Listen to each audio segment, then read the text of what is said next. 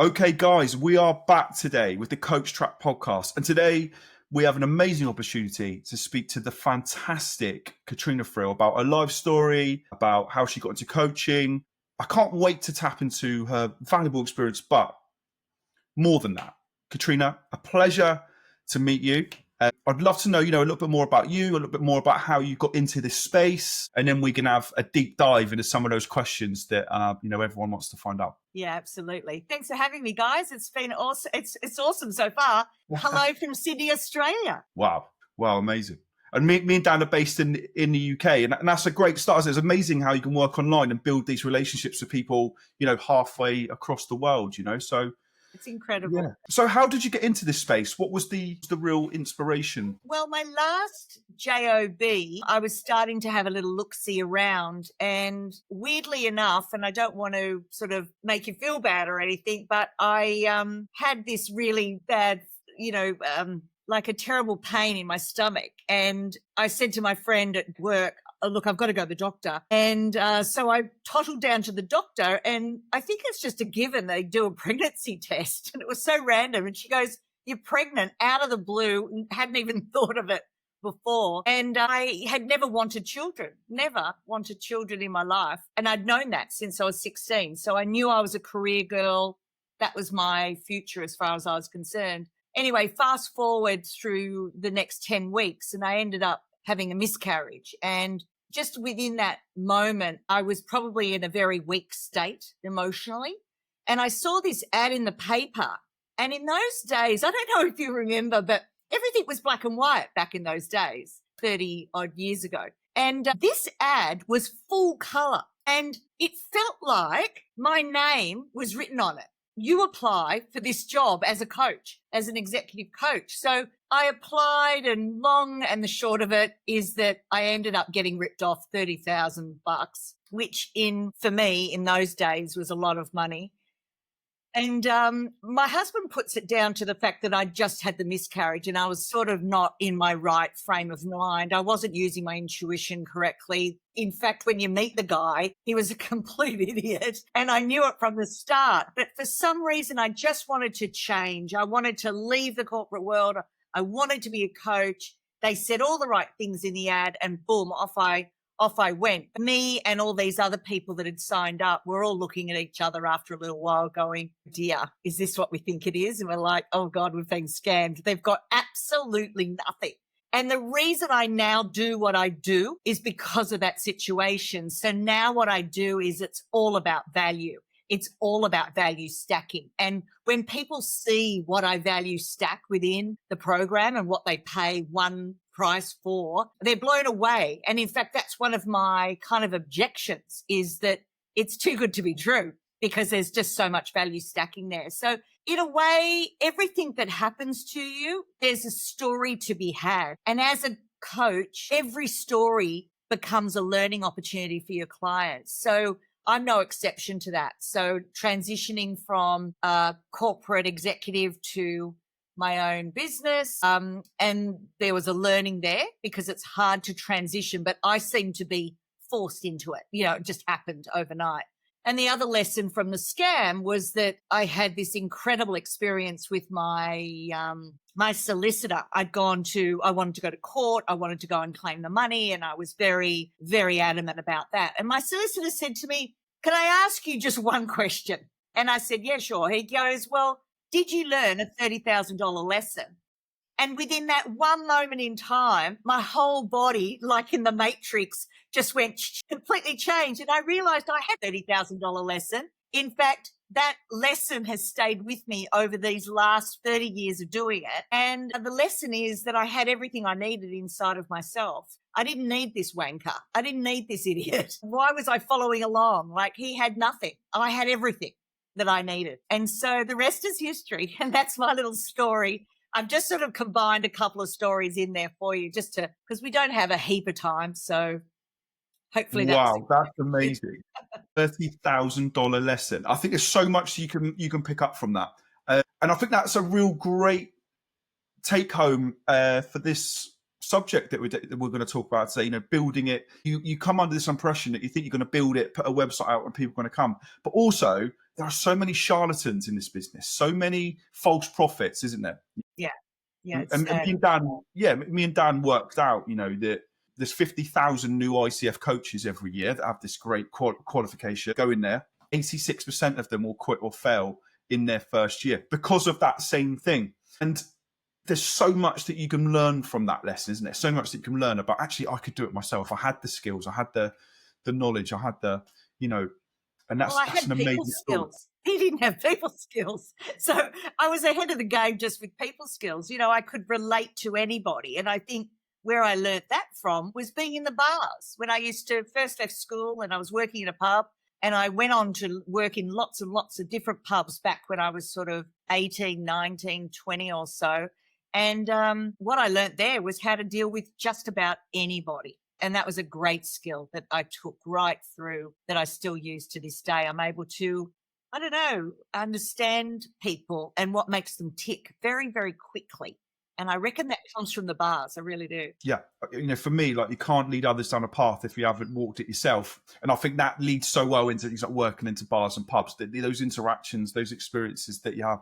Katrena, that's an amazing story. Dan, there's so much that we can pick up on that, isn't there, in terms of today's subject?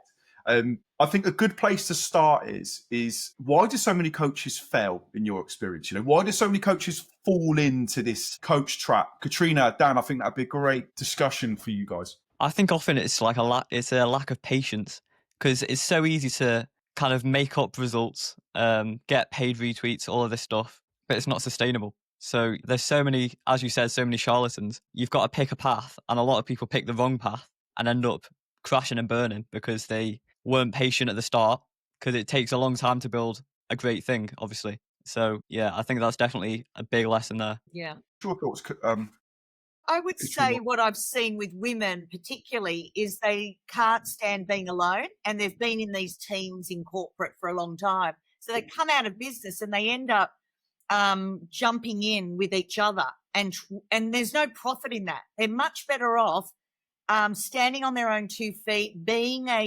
solopreneur, and really cutting their teeth with only them as the focus. Whereas when you bring in a second person, you're not only halving the profits, but you're also diluting the message. So they're saying one thing and you're saying another thing. And of course, it's probably aligned, but still the client at the end of the day has to pick which path to go down. And if it's not you, then, you'll soon see who the preference is. But I believe for women, they're to go it alone in that first sort of 10 years. Now, not saying that I say to people, do projects together, get in, get out. Don't start partnerships together, because that's a lot harder to get out. And as a coach, I've had to unravel a whole bunch of partnerships from my clients over the years. And it's messy. It's so bloody messy. It's awful. So I really want people to not be scared of going it alone. And yes, doing joint ventures, doing projects, but don't sign up full time. Just get in, get out, do the project, do the retreat, do the whatever, and get out and see how it goes. Yeah, that's such great advice. Yeah.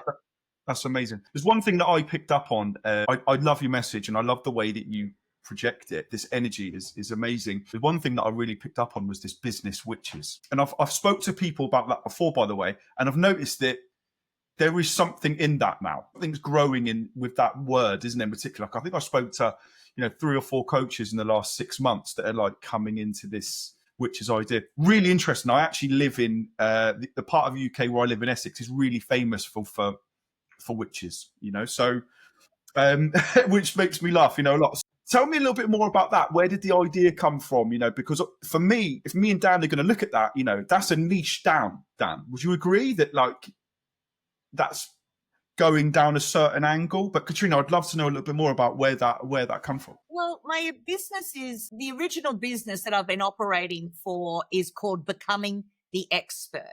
But what I found was I kept getting clients that were really spiritual. And so I just did a test just to see if I called myself Business Witch, even though it's the same program. If I called myself Business Witch, would that make any difference? And sales go through the roof, because suddenly what I do is like magic. So why don't I just lean into the fact that what I do is like magic?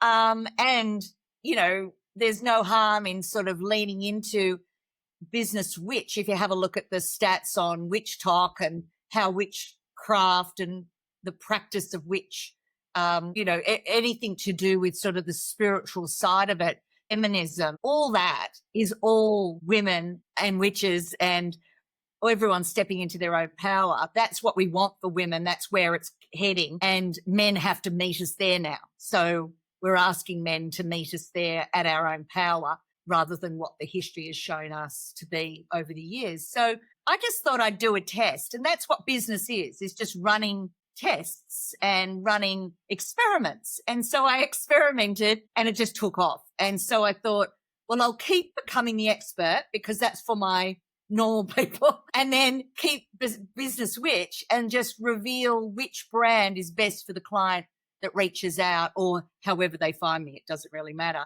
It's the same program. That's what's interesting here is that I've been in business for 30 years and look at me, I'm still experimenting. I'm still developing new brands for what I do. And that's what business is, Dan. Don't you reckon? We're just going to keep on doing experiments for the rest of our bloody lives. Yeah, definitely. I think it's interesting that no one that I know actually knows what they were going to do. Like, if you ask them 5 years ago what they're doing now, they've got no idea. They wouldn't have ever guessed it. But I think something I'd add to that is, if you're experienced like you, this is like this perfect branding thing. If you've got no experience, if you've got no case studies or anything like that, and you're kind of trying to build some different, unique brand, it's not going to work. It's like you can't patch up that. You've got to have the solid foundation first, and then you can go ham with the brand and experiment. Yeah, and what you're saying is that what we've seen, you would have seen it, I've seen it, is people chop and change, and never really actually build anything. And that's an absolute problem. You've really got to hunker down. You've got to lean in. You've got to dig in and get ready to get experience and get those results for the client. And once you've got 2 or 3 results and outcomes that you can talk about and those clients can talk about for you, then you might have something. But I find a lot of people have what I call shiny pebble syndrome. So they can't pick a pen. And so when they come to me and I do like a free discovery session with them, I love those because I can pick a pen and help them pick a pen. Whereas they don't. They've got this, those textures where you've got 36 different colors in a pack? Well, that's what their head is like. And they're going, I could do this, I could do this, I could do this, la, la, la, la. And they just get overwhelmed and then do nothing or try to do it all in one go. No, pick a pen. And that's what we in the biz world call niching, I suppose. Love that. There's something I really picked up on this. We spoke off air about the difference between type A and type B, introvert, extrovert. And there's something that I think we can link to that point really, really well. I know why you've picked that business witches thing. Dan knows. We know because we've done this for a few years. Like why me and Dan picked the coach trap concept, because we started off in coaching, Dan, and then other coaches were asking us for advice. And I thought, we have to make this into something. The coach trap coin was there to build intrigue, to get people to ask questions. And that's what happens, Dan, isn't it? We get questions. What is the coach trap? What is this? What does that mean? And that's what we wanted it to be. And with that business witches, with that become the expert, it's the same thing, isn't it? You want them to relate, resonate, build interest. It's all those great things. But for me, that really leans into that. What me and Dan have found is that great coaches don't make great marketers. Marketers don't make great coaches. The difference between this introvert, extrovert, type A and type B, to become good in this business or to have success or to have longevity, you've got to go straight down the middle and be a bit of both, right? I think that's a great discussion between you two. Katrena, when did you have this like light bulb moment? Tell us a bit more about that introvert, extrovert concept. Well, no matter what I was doing, whether I was training, speaking on the stage or coaching or whatever, there was always one person that would come up and say, I want to do what you do. And I started to think, well, what do I do? I have no idea. What I discovered in my natural skill set was that I could do extrovert activities and introverted activities. And now I've built a whole career about working with introverts, and I know straight away what their problems are going to be. And then when I work with extroverts, I know exactly what their problems are going to be. Now, introverts, they are going to pick coaching as their career because coaching in its purest form is one-on-one, intimate relationships. That's what they love. They'll say things like, I get really nervous if it's more than 3 people or whatever. And they're very good also at writing a book. So when I see an introvert, I know straight away I'll have no trouble writing their book with them, no trouble with the coaching piece. But where they will fail and where they will struggle is they can't get on the stage and speak about it, which means they are the world's best kept secret. Nobody knows about them because they're terrible marketers and they can't take their baby out into the world. Now, extroverts, happy to get up on stage and ramble on about whatever, but they haven't done the due diligence. They haven't done the rigor of writing their book, writing their coaching program, writing their $10,000 signature program. They have to sit down, focus, shut up and do the work because they're going to have no trouble when I get to the keynote speaking bit and getting them up on stage. So to me, business, those that are really successful in business are multiverts. They're able to do the rigor, focus at home, do the job, cross the T's, dot the I's, do the rigor, etc. They're also able to take their baby out into the world and talk about it, i.e. sell it to the world. And if you can't do both, you really are going to struggle. And coaches, because it's about coaching trap, one of the coaching traps is they set up their business, they put their shingle out, and then they just wait. And we know you can hope for the best, but it will be a big fat failure and they'll wonder why nobody's knocking their door down. It's because they can't speak about it. They're too shy, too introverted. I love that. Dan, do you know what? You're going to love this, Katrena, right? One of the things that me and Dan I've worked out from working with Dan, you talked about something about partnerships earlier, is me and Dan are that like yin and yang, right? Where Dan sees things real black and white. He's a master at, marketing and whatever. I have all these great ideas, but I don't quite know how to put them out there. And it's interesting you talk about that difference between type A and type B. I see that a lot in mine and Dan's relationship. Dan, any thoughts on that? I think there's a lot you can pick up on why so many people sort of come into this and don't last. And we see that, Dan, don't we, every week? I think it relates a lot to the Ordopia coaches that we've been working with on the podcasts. Most of those are introverts and they're really struggling with the marketing. They really can't do the DMs. They don't want to get in front of people and feel salesy and stuff like that. They do so well on YouTube, stuff like that. We've had clients in the past that have really blown up on YouTube and on video content on LinkedIn as well, just because we really pushed them to do it. And they ended up being able to do it. It's a skill, really. It's not like it's your mind holding you back almost, I feel like. So, definitely lean into those two sides are extremely advantageous. That's a really good point. And Katrena, I've got a really good question for you now, actually. One of the things that I realised from working with Dan, one of the things I realised from experience, when you get into this and you fall into the coach trap, I think a lot of people think coaching is just one-to-one. Zoom, you're going to speak to them, have an accountability group. Then you realise, Dan, there are so many different ways to boil an egg. There's YouTube videos. There's no way that Tony Robbins is doing one-to-one sessions. He's doing big live shows and auditoriums, and James Smith has, mentorship programs and stuff like that on school or whatever it might be. That's what we realized, didn't we? That there's many ways. And actually some coaches' face, their image, the way they project things, the way they work, sometimes suits different concepts, not quite one-to-ones, but better at audio courses or better at communities or whatever it might be. Katrena, what's your thoughts on this and what's your sort of like magic touch? Have you worked out what's your best way to harness that energy and put that across to people? Well, my philosophy is that there's 7 streams of income to go get. And the first one is the book. But if you earn $5,000 from a book, you're in the top 1% of the world income-wise. So there's no money in books, but what the book does, it still has gravitas to this day. So it has what we call it positions you as the expert. No book, you're not the expert. You haven't done the rigor.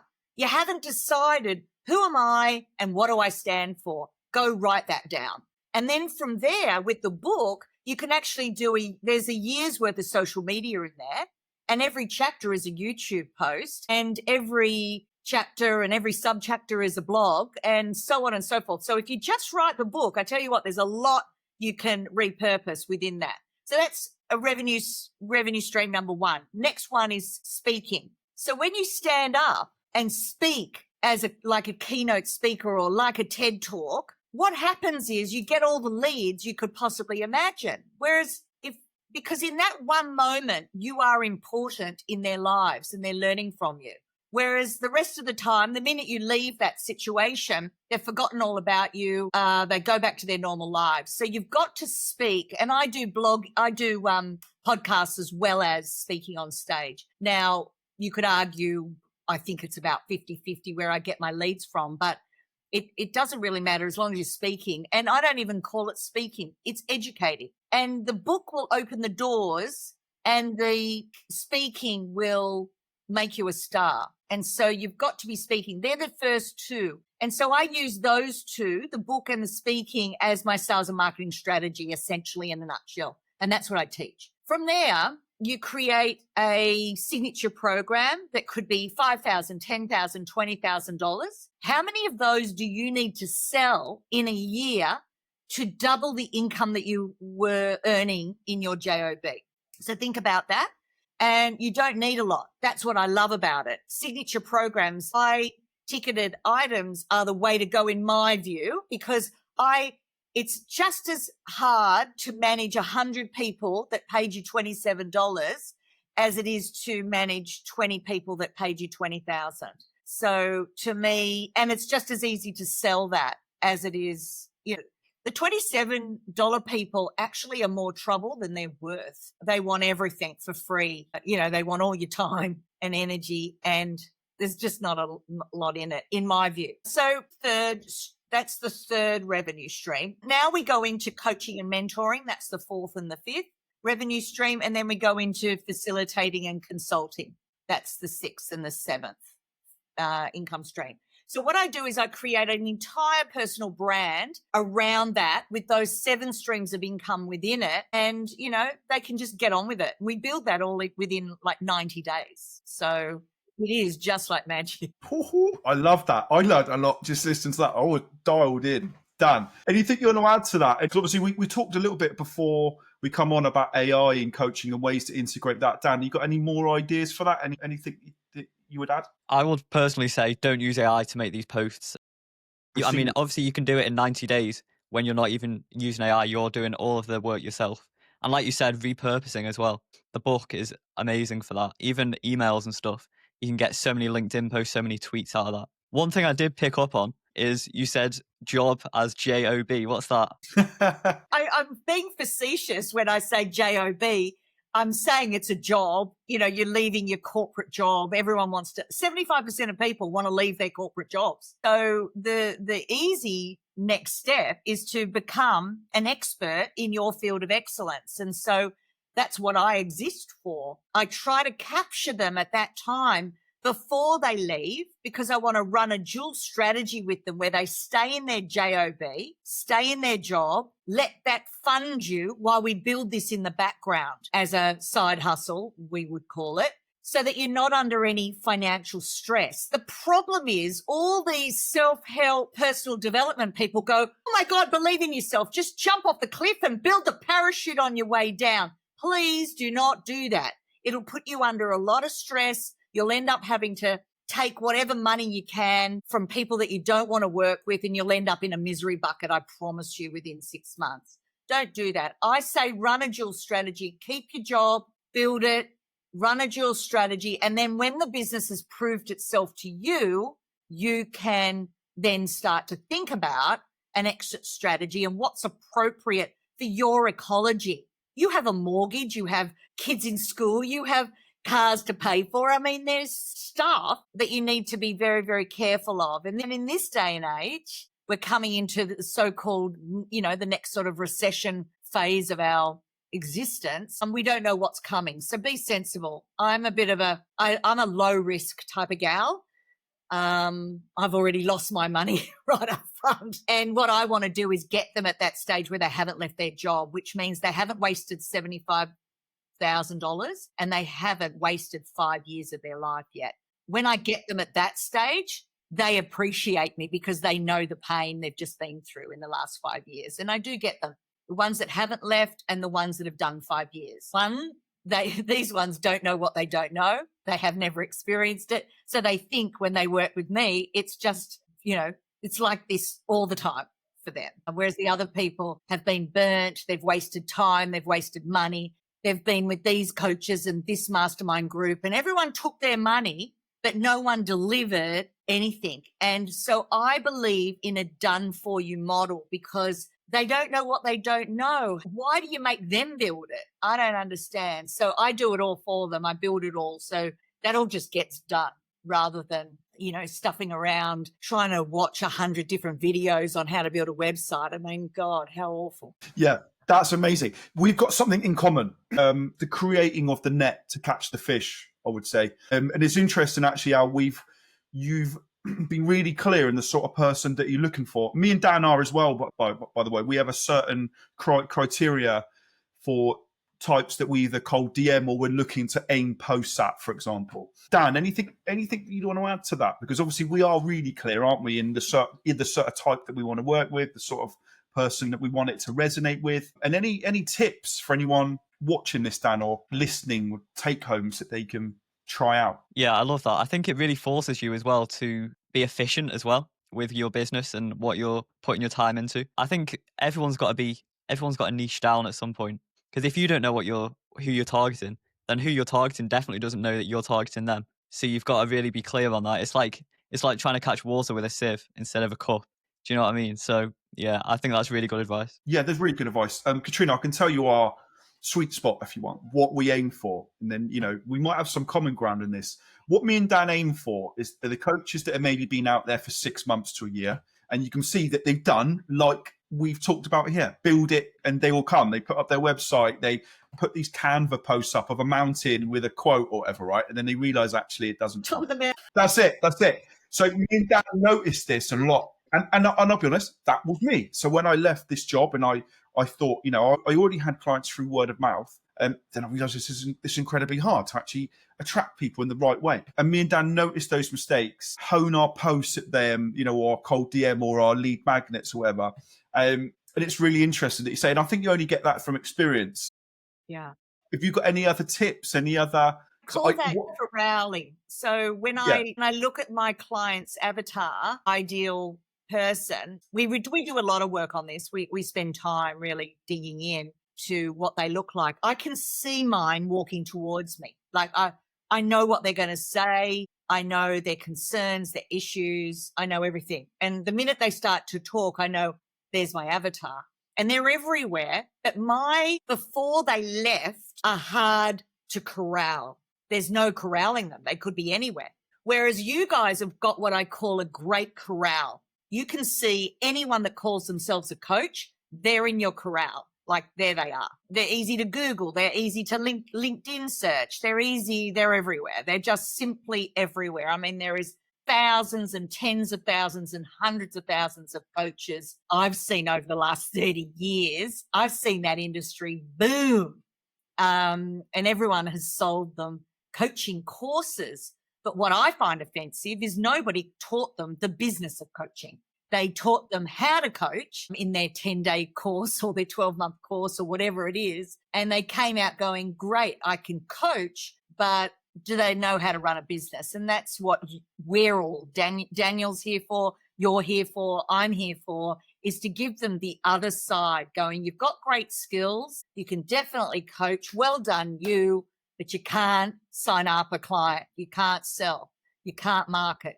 And so they've got to be, in my view, positioned correctly, packaged correctly, and priced correctly. And that's what I do in my program. And in your program, I'm sure they need to be positioned a certain way. Who do you want to work with? You don't want to work for everyone. You just don't. I swear to God, you do not. So anyone that says I can work with everyone is kidding themselves. And Daniel, how many times have we heard it? I can help everybody. It's like the worst thing we can ever hear. We hate it, don't we? Yeah, you end up, those people always have no clients as well. It's funny. You help everybody, but you help nobody. So yeah, that's funny. To be very specific. And so think about, even if you don't know who you want to work with, think about who you don't want to work with and start from there. When you do the opposite of going, I don't want to work with men, or I don't want to work with women, or I don't want to work with, do the opposite of. Often that's easier for people to get them started thinking about who they don't want to work with. And then it can start to reveal itself. Who would really make you want to get up in the morning for? And I don't know about you, but when I start talking about how I help people, I light up. I literally light up. And so I can't wait to help people. But I help people in a very specific way. And that's what they've got to come to. They've got to come to that place where they know who gives them joy when you work with them, who's got the money to pay you, you know, who needs you, who needs your services, your unique way of looking at the world. Your philosophy is what I like to put together. I want people to discover their philosophy. And that's what we do in the program is we discover what their philosophy is, what they stand for, who they can help, who they want to help. You know, these are the conversations you have when you work with a business mentor. That's amazing. And I resonate so much with some of that stuff that you said. It's really interesting. I think if you'd have told me and Dan 4 or 5 years ago that we would have communities and be mentoring groups of other coaches, we would have laughed at, wouldn't we? It's funny how that comes to you and then that niche is there for you. It's almost like your face, accent, the way you are resonates. I never thought I'd be coaching relationships, by the way. I do that every week. I never knew that when I got into this world. It just seems to find you, which is really, It does. you know, it's really written in the stars as far as I'm concerned. I think each person has their own destiny, and you can find your destiny in your astrology. You could just go there and have a little look-see. But you'll find whatever it is we're doing, whatever it is we're attracting, it's all been almost predestined. And what you want to do is have a look at the clues that you've left throughout your life. Whatever your problems were, whatever your struggles were, end up being your medicine that you share with the world. And so it's really ironic that that happens like that, but it does. And you've seen over the last 20, 30 years that people build a business on what they've been through. Their own personal story, their own personal brand develops from that story because they've learned how to deal with it. Now teach others how to deal with it. That's incredible. Incredible. Dan, for me, I've noticed so many similarities between us and Katrena. You got anything you want to add there? I think we're almost like, Katrena's also almost one person, us two in one person, if that makes sense. It's really weird. But yeah, how do you add to that? That's experience talking. I'm just rubbing my hands at the clips, to be honest. I've loved it. I've been dialed. One thing I've noticed as well, every time you talk, I dial in. Not everyone's got that, by the way. Not everyone's got that skill to, you want to listen. Every time you talk, I'm zoomed in, which is a skill in itself, isn't it? But Katrena, amazing stuff. Katrena, where can people find you? Where's the best place to find your message? I think if we want to be normal, let's go becomingtheexpert.com.au. And if this has resonated and if you are feeling like you are dialed in, quite often your body will tell you the right mentor, the right coach, the right person for you in the next step in your journey. So if you feel that calling inside of your body, please listen to it because, I haven't been put in front of you for no reason. To me, that's magic. To me, that's destiny. So don't talk yourself out of it. In business, you want to be able to talk yourself into things. And at the very least, just have a cup of tea with me. Let me have a rummage about. I promise you it won't hurt, but you may cry because you may unpack your destiny. Love that. Katrena, thank you so much for joining me and Dan today. Absolutely loved it. I was dialed in right from the start, and I'm pretty sure we'll speak again because I learned a lot listening to that, which is amazing. Guys, thank you so much for joining us today on this episode of The Coach Trap. And remember, whatever you do, don't fall into the coach trap.